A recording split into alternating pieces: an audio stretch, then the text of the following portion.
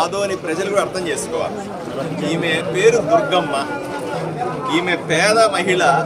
పట్టాలు ఇస్తాము ఎలక్షన్లకు ముందు, అంటే 2024లో ఎమ్మెల్యే ఎలక్షన్లకు ముందుగా వీళ్ళకందరికీ కూడా ఈ పట్టాలు ఇచ్చినారు. చూడండి ఎంత నీట్గా ఉంది, ఫోటో ఉంది కదా, పేర్లు ఉన్నాయి, కింద సంతకాలు, తహసీల్దార్ సంతకం ఉంది, రకరకాల సంతకాలన్నీ ఉన్నాయి.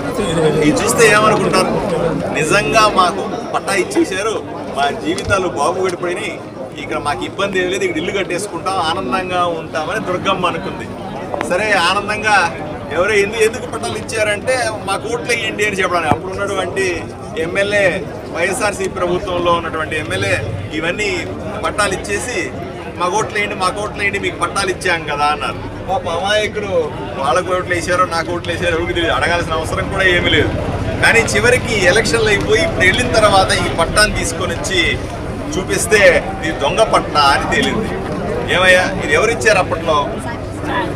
ఆయనే వచ్చి ఇచ్చినాడా? సాక్షాత్తు అప్పుడు మాజీ ఎమ్మెల్యే వైఎస్ఆర్సీపీలో ఉన్నటువంటి అప్పుడే ఎమ్మెల్యే సాయి ప్రసాద్ రెడ్డి సాక్షాత్తు ఎక్కడ పిలిచి ఇచ్చినాడు?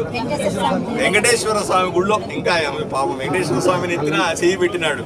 వెంకటేశ్వర స్వామి గుళ్ళో వీళ్ళందరినీ పిలిచి ఈ పట్టాలు ఇచ్చినాడు.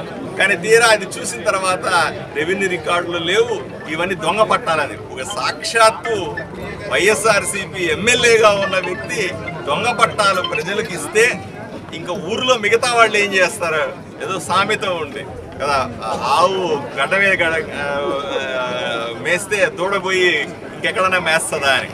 సాక్షాత్తు అధికారంలో ఉన్నటువంటి మనుషులే ఇలా తప్పుడు పత్రాలు సృష్టించి, తప్పుడు రెవెన్యూ రికార్డులు సృష్టించి, తప్పుడు పట్టాలు సృష్టించి ఆదోని ప్రజల్ని మోసం చేస్తే ఎంత దారుణమో ఒకసారి ఆలోచన చేయండి.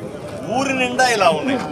ఊరి నిండా నీకు పట్టాలు ఇచ్చేదనేది వాళ్ళ కంట్రోల్లో పెట్టుకునేది, నీకు పట్టాలు ఇచ్చేదనేది డబ్బులు తీసుకునేది, నీకు పట్టాలు ఇచ్చినామని చెప్పేది వాళ్ళ మోసం చేసేది, వాళ్ళ భయపెట్టేది. ఈ రకంగా జరిగినటువంటి వైఎస్ఆర్సీపీ పరిపాలన గురించి ప్రజలు కూడా అప్రమత్తంగా ఉన్నారు. ఇప్పటికైనా మించిపోయిందే లేదు. మీ దగ్గర ఉన్న పట్టాలు వేలాది మంది కుటుంబాలు మాకు పట్టాలు ఇచ్చేసారు, మా దగ్గర పట్టా ఉంది, మాకు పట్టా ఉంది అనుకుంటున్నారు కదా, అది నిజమో కాదో అబద్ధం చూసుకోండి. మరీ ముఖ్యంగా మాజీ ఎమ్మెల్యే సాయి ప్రసాద్ రెడ్డి ఇచ్చిన పట్టాలన్నీ దొంగ పట్టాలు ఉన్నాయి, ఒకసారి చూసుకోండి అందరూ కూడా.